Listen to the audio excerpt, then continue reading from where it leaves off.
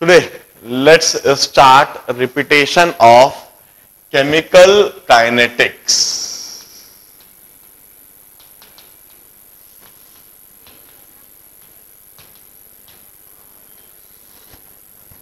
In fact, in physical chemistries, we had already studied solution, nuclear chemistry, solid state, electrochemistry. यह सारे chapters हम already पढ़ चुके हैं. सॉल्यूशन में हमने लिक्विड स्टेट के बारे में डिटेल में सीखा था. इलेक्ट्रोकेमिस्ट्री में we had studied about electrolytic cell, galvanic cell and conductance of cell. In solid state, we had studied about the behavior of crystalline solids, the arrangement of particle in different types of crystalline solids. Nuclear chemistry में हमने the behavior of nuclei, the stability of nuclei and nuclear reactions, उनके बारे में detail में समझा था. And the next chapter of physical chemistry is this chemical kinetics. First of all, let me tell you something about what exactly do you mean by this chemical kinetics. हमें इस chapter में पढ़ना क्या है. In various chapters of physical chemistry, we deal with various physical aspect of any chemical reaction. Chemical reaction में ढेर सारे अलग अलग physical aspect होते हैं, like the amount of heat liberated or absorbed during the chemical reaction, the catalyst used during the chemical reaction, the behavior of gases involved in any chemical reaction, the behavior of liquid involved in any chemical reaction, the behavior of solid in any chemical reaction, the speed of reaction. If the reaction is reversible, then what would be the rate of forward reaction, what would be the rate of backward reaction, the equilibrium condition, and at that equilibrium condition, how reactant and product would coexist. We used to say these are the different physical aspect of any chemical reaction. और physical chemistry के अलग अलग chapters में हम chemical reaction के अलग अलग aspect को समझते हैं, अलग अलग फिजिकल एस्पेक्ट को समझते हैं. For example, if we talk about the thermodynamic nature of the reaction, reaction में कितनी हीट एब्जॉर्ब होती है, कितनी हीट रिलीज होती है, that is dealt in the chapter thermochemistry. कोई रिवर्सिबल रिएक्शन है तो उसमें डायनामिक इक्विलिब्रियम कंडीशन पर कितना रिएक्टेंट होएगा, कितना प्रोडक्ट होएगा, that is taught in the chapter chemical equilibrium. यदि रिएक्शन में कोई गैस इन्वॉल्व है तो उस गैस का बिहेवियर कैसा होगा, that is explained in gaseous state. यदि कोई लिक्विड है या कोई सॉलिड है तो उनका बिहेवियर कैसा होगा, what would be their physical and chemical properties, that is taught in the chapter solution and solid state. Here in this chapter chemical kinetics, we will deal with a special aspect of chemical reaction, that is the rate of reaction or the speed of reaction. कोई chemical reaction हो रही है, चल रही है, वह reaction कितना तेजी से चल रही है या कितना धीमा चल रही है. यदि मैं उस रिएक्शन की स्पीड को बढ़ाना चाहता हूं तो कैसे बढ़ा सकता हूं, यदि मैं उस रिएक्शन की स्पीड को कम करना चाहता हूं तो कैसे कम कर सकता हूं. And I would say this is a more practical aspect, a more practical approach. मैं इसे प्रैक्टिकल क्यों कह रहा हूं मैं आपको समझाता हूं. For example, let's discuss one of the most familiar reaction, that is conversion of milk into curd. I hope almost all of you are well familiar with it. आप सभी के घरों में यह रिएक्शन होती है. हम सभी के घरों में दूध का दही में कन्वर्जन होता है और दही का फिर हम काफी सारा उपयोग लेते हैं. हम क्या कभी आप दूध को दही में कन्वर्ट करने के लिए रेफ्रिजरेटर में रखते हो? कभी नहीं. The method that is used in our household is भाई पहले जो कच्चा दूध होता है उसको एक बार उबाल लिया जाता है, गर्म कर लिया जाता है, गर्म करके ठंडा कर दिया जाता है, और गर्म करके ठंडा करने के बाद आप उसमें थोड़ा दही डाल देते हो, अ सैंपल ऑफ कर्ड, और फिर उसको एक रात भर के लिए खुले में रख देते हो, रूम टेम्परेचर पर रख देते हो। रेफ्रिजरेटर में कभी नहीं रखते हो। रेफ्रिजरेटर में यदि आपने दूध रख दिया, उसमें दही डला हुआ है, वो कभी भी कन्वर्ट नहीं होएगा। और रात भर आप उस केमिकल रिएक्शन को, that is a biochemical reaction which involve lactobacillus bacteria. In fact इस बायोकेमिकल रिएक्शन में यू आर कल्टिवेटिंग बैक्टीरिया।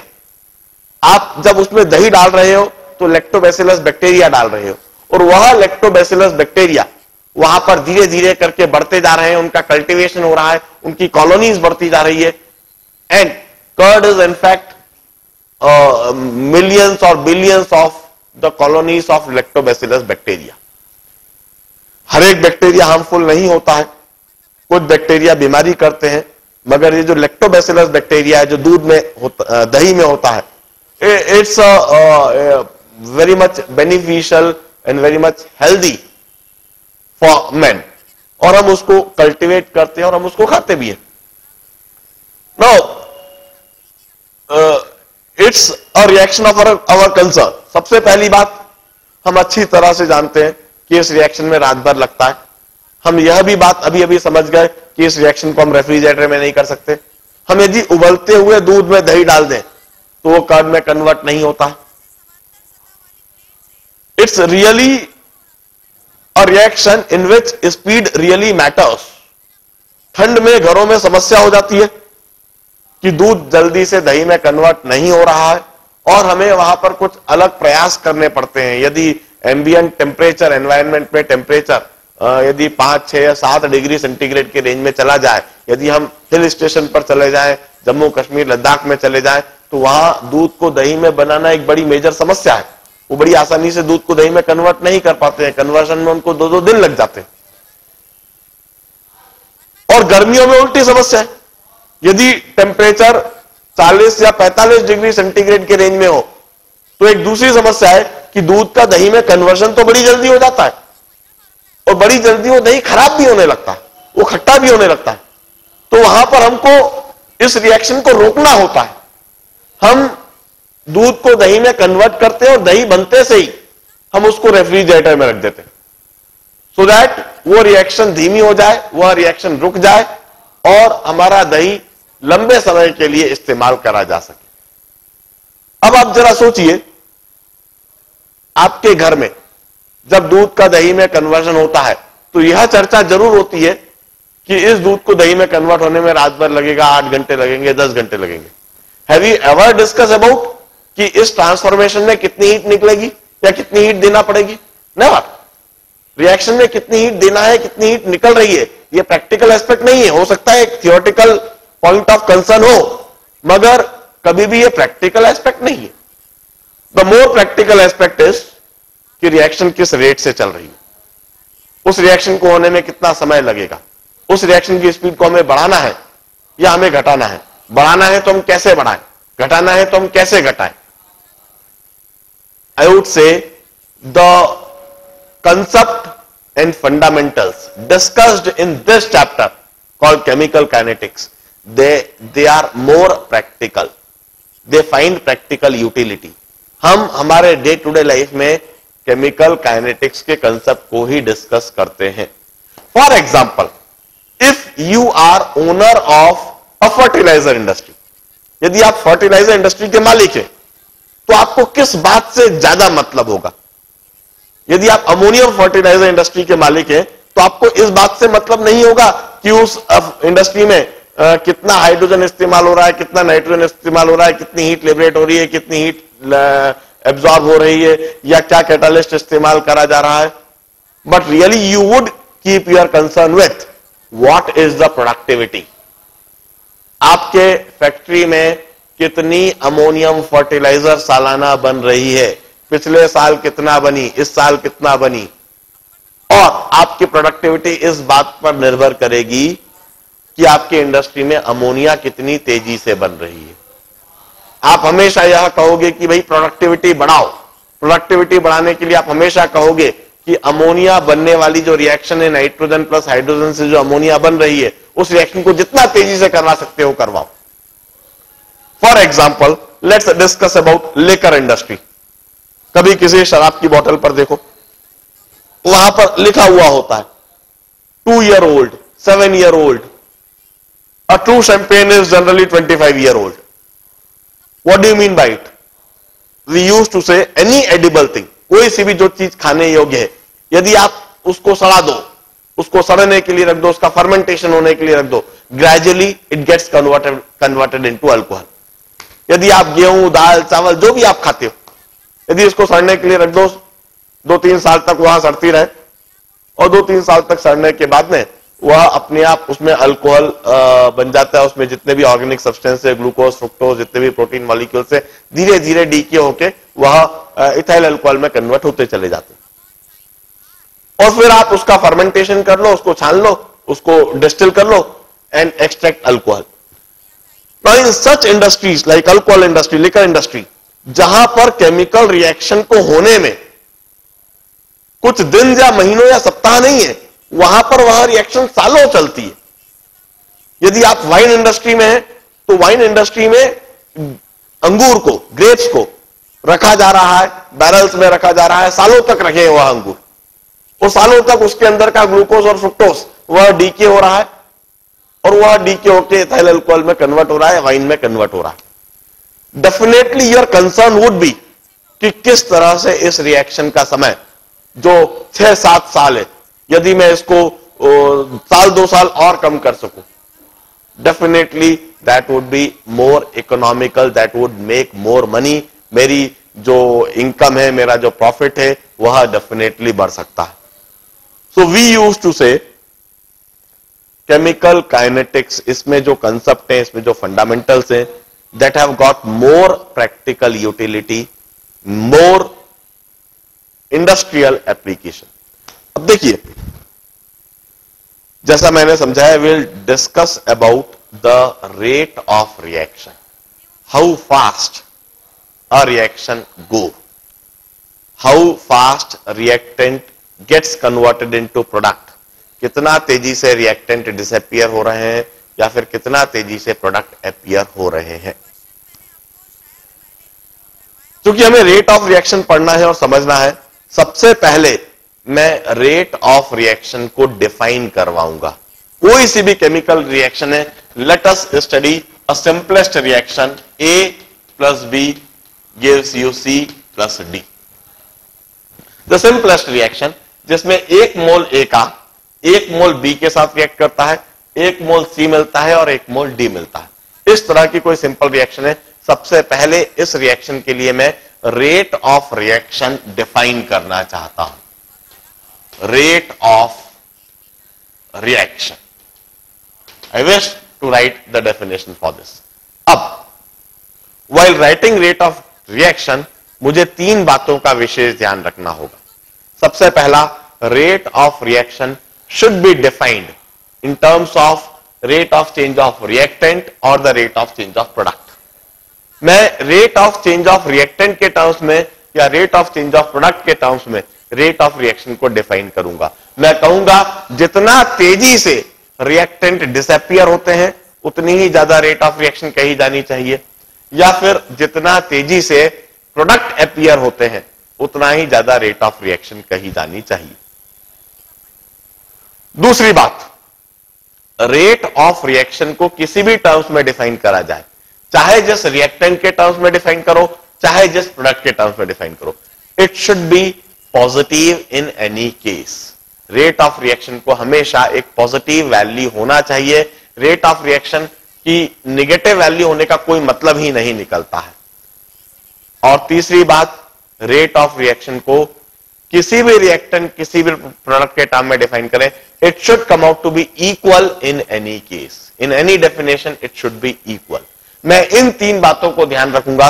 मैं सबसे पहले इस रिएक्शन के लिए डिफाइन करता हूं delta A by delta T। Delta A means change in A, delta T during a finite time interval.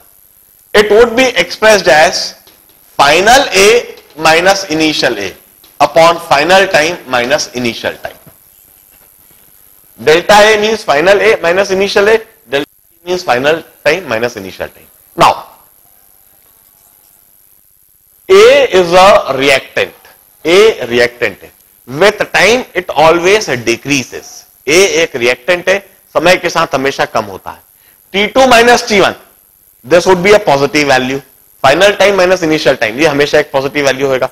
मगर A2 minus A1, A2 is final A, A1 is initial A.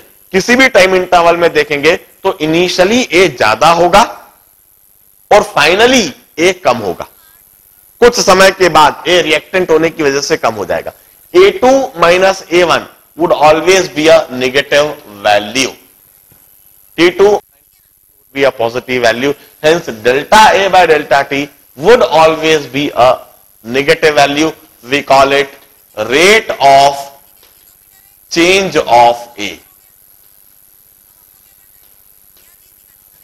This would be called rate of change of A, and rate of change of any reactant is always a negative value.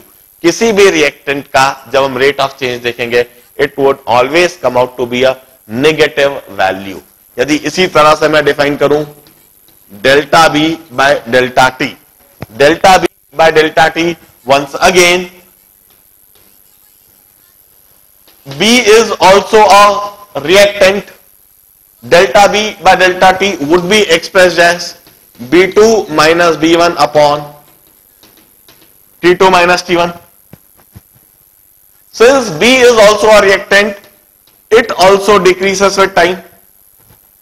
Its value would be also always a negative value. We call it rate of change of B. Similarly मैं C के लिए भी rate of change define कर सकता हूं. As the time proceed, जैसे जैसे समय बढ़ेगा तो C का कंसंट्रेशन चेंज होगा. Since C is a product it would always increase with the time.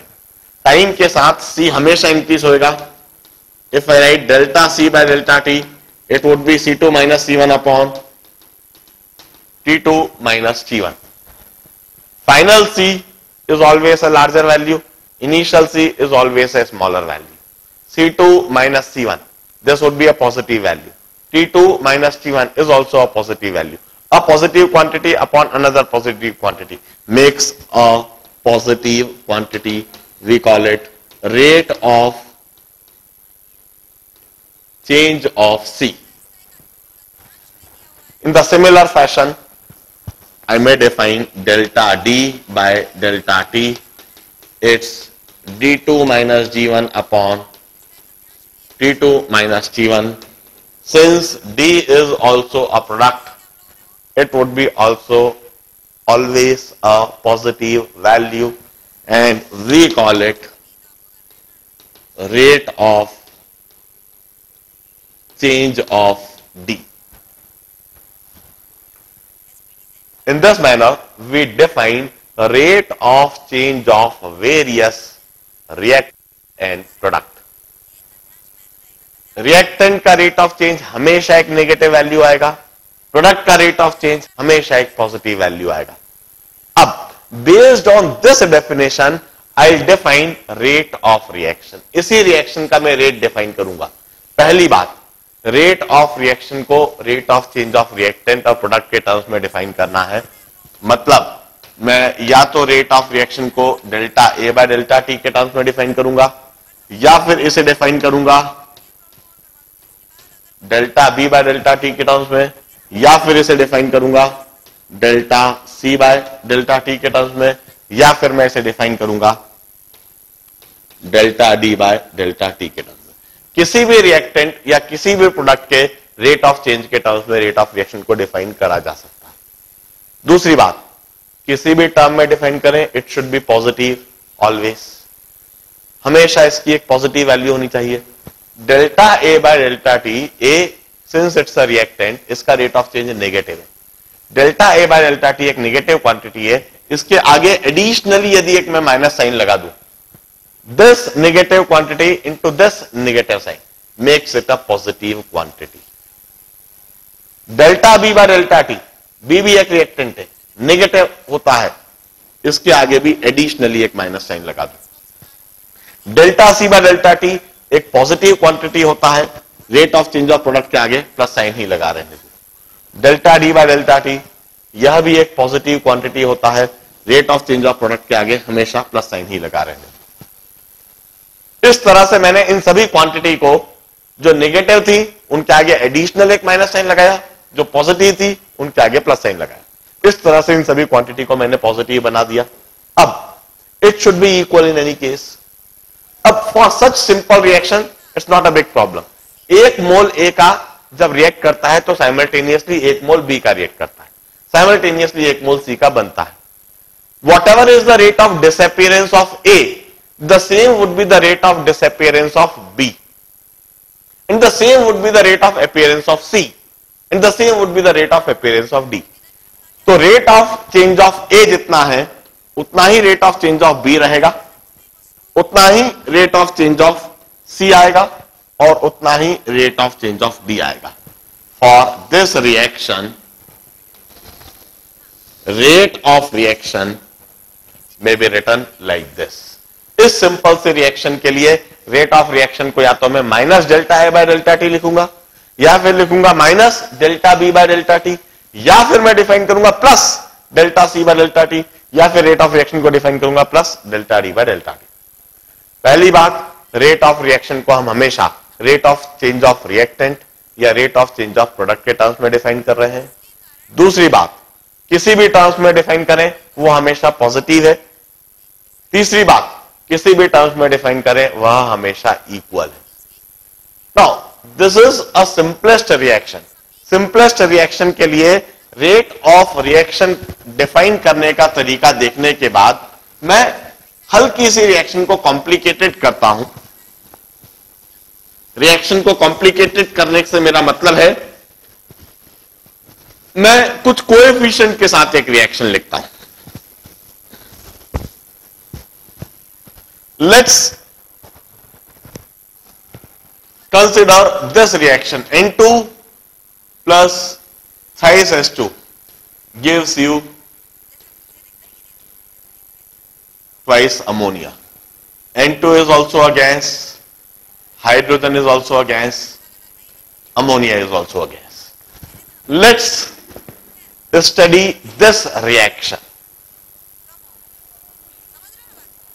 The reaction is very much common in any ammonium fertilizer industry.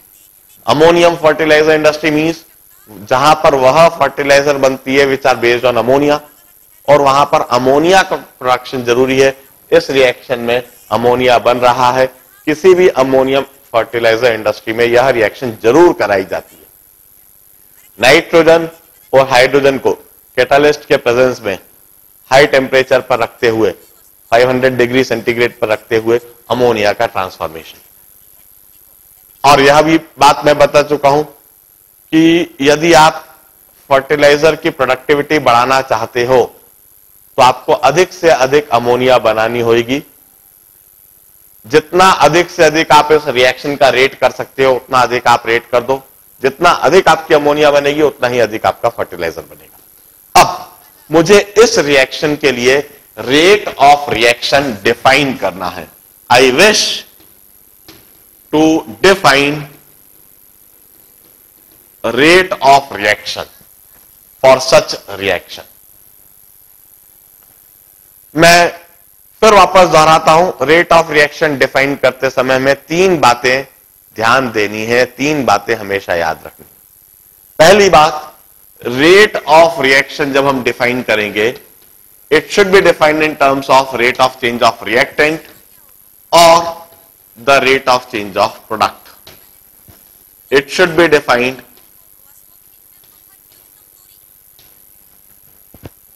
in terms of delta N2 by delta T, or it should be defined in terms of delta H2 by delta T, or it should be defined in terms of delta ammonia by delta T. Either rate of change of nitrogen और rate of change of hydrogen और rate of change of ammonia. अब किसी भी terms में define करो, it should B positive, उसे हमेशा positive होना चाहिए। नाइट्रोजन एक रिएक्टेंट है, रिएक्टेंट होने की वजह से समय के साथ ये हमेशा कम होगा। Final nitrogen would be always less than initial nitrogen, while time always proceed, time हमेशा आगे बढ़ता है। Delta T would always be a positive value, delta T एक पॉजिटिव होगा, डेल्टा N2 नेगेटिव होगा। Rate of change of reactant negative होता है, इनके आगे एडिशनली एक माइनस साइन लगाया जाए, इस तरह से यह क्वांटिटी पॉजिटिव बन गई। इसी तरह से हाइड्रोजन, हाइड्रोजन भी एक रिएक्टेंट है, समय के साथ हमेशा कम होता है। Rate of change of hydrogen एक नेगेटिव वैल्यू होगा, delta H2 by delta T negative value होगा, इसके आगे भी आप एक एडिशनल नेगेटिव साइन लगा दो। While ammonia is a product, ammonia product है, इट इंक्रीजेस विथ टाइम, समय के साथ यह बढ़ता जाएगा। डेल्टा T तो पॉजिटिव होएगा ही, डेल्टा अमोनिया जब हम लिखेंगे final ammonia minus initial ammonia, it would also be a positive value, a positive quantity upon a positive quantity, ये पूरी क्वांटिटी एक पॉजिटिव रहेगी। Rate of change of product हमेशा पॉजिटिव रहता है, और जो पॉजिटिव है उसके आगे पॉजिटिव साइन ही लगा रहने दिया जाए। इस तरह से हमने इन सभी को एक पॉजिटिव वैल्यू बना दिया। तीसरी बात, हम डिफाइन चाहे नाइट्रोजन के टर्म्स में करें, चाहे हाइड्रोजन के टर्म्स में, चाहे अमोनिया के टर्म्स में, रेट ऑफ रिएक्शन को हमेशा बराबर आना चाहिए। अब जरा देखिए,